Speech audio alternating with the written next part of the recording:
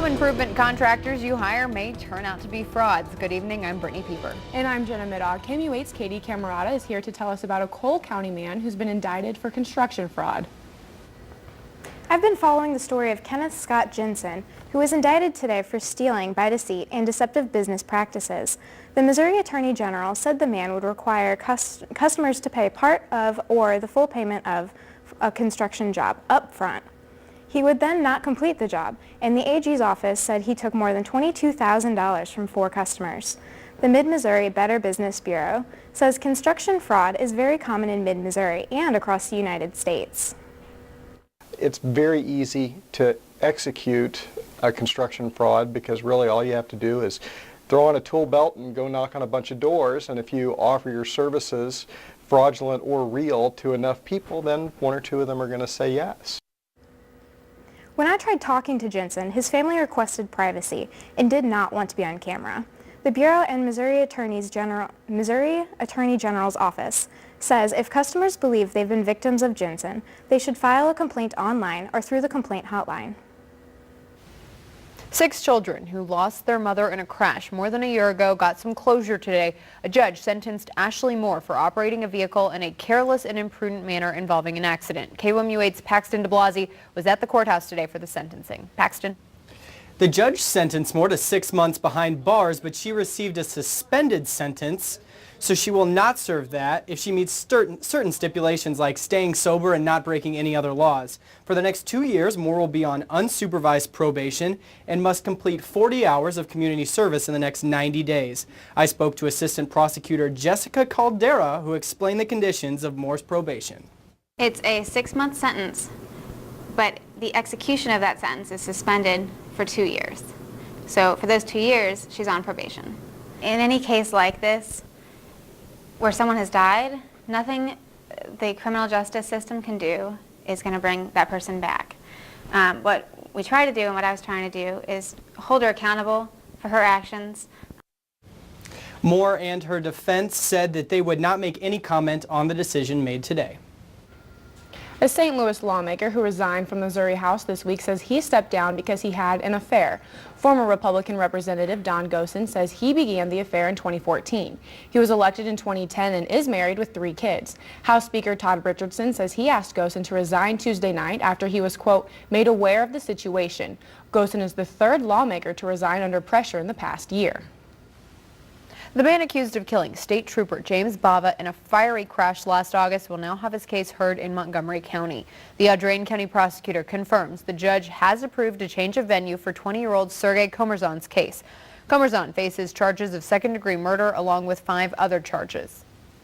Last August, Trooper Bava clocked Komerzan's motorcycle traveling 105 miles an hour on Missouri Route FF and called it in over the radio. Less than 5 minutes later, dispatchers said they received emergency calls from drivers reporting a wrecked patrol car.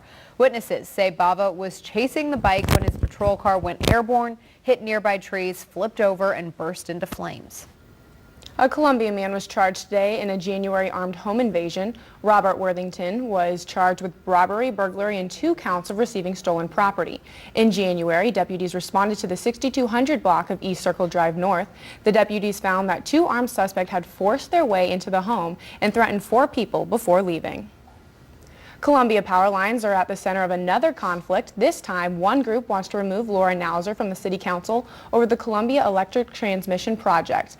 Nauser opposes Option A, which was originally passed in July 2013. The project is now at a standstill after the Council's most recent vote in January. Taylor Burke says Columbia will feel a financial impact if Nauser gets her way. There's a significant amount of funds that were spent for Option A when the decision was made 3 years ago. City staff have been moving forward based on the council's decision. Any change now puts any funds spent for Option A in jeopardy.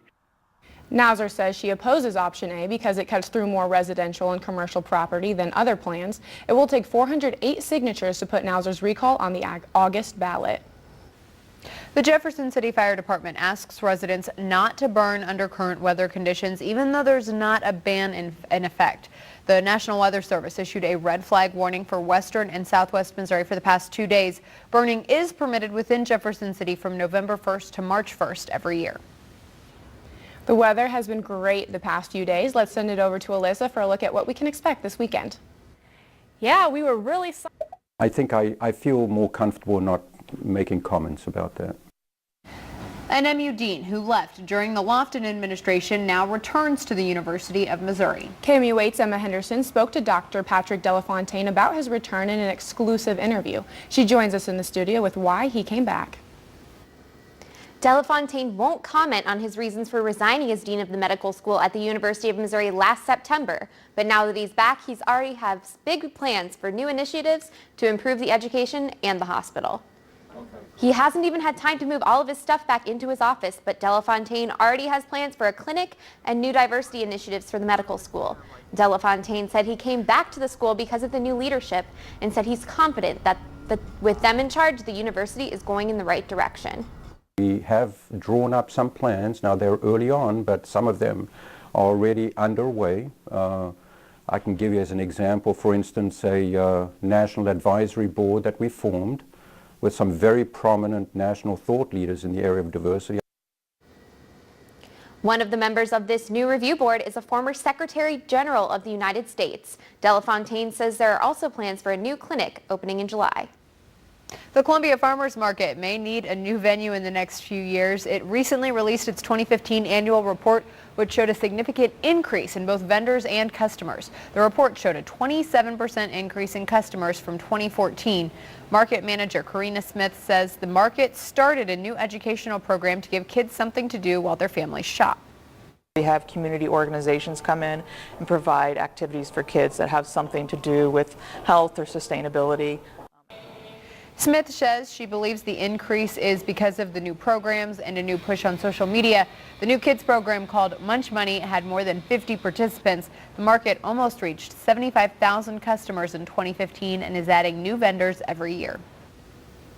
A U.S. airstrike hits an ISIS training camp, this time somewhere else outside of Syria. And why a hospital in Germany was forced to go back in time this week.